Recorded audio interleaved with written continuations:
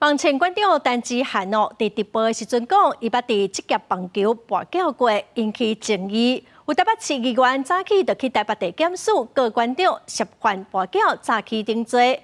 馆长伫昨暗嘛开直播回应这个争议，强调讲伊迄当时是跋美国的大联盟，毋是台湾的职业棒球。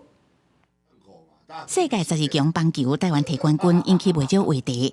馆长陈志涵家己讲，较早捌做过职棒的球棒，互人敲出来。台北市议员简书培、陈显伟做伙出现伫台北地检署，市庭宣告馆长涉犯跋筊诈欺，也甲组织犯罪等罪嫌。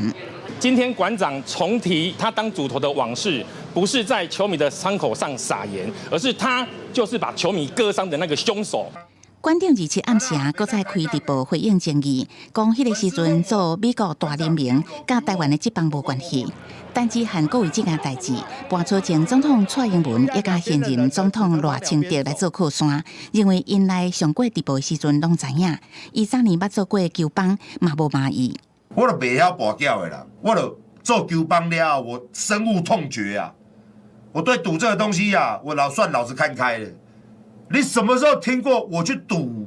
球棒争议不断，民众党立法院党团伫面册发布图卡，指控立委曾瑞雄嘛捌讲家己算过。对这代志，曾瑞雄是正式回应，并放掉讲，若讲过就要切腹。民众党陈志涵提出立法院公布甲即阵影像，强调性命可贵。 千万不要拿生命开玩笑。我们可以修改我们的图卡，但是立法院的公报上头清清楚楚的说明跟记载，这个是我们没有办法去修改的。你写冒号，然后说我多少也有在玩球板挂号地下赌盘。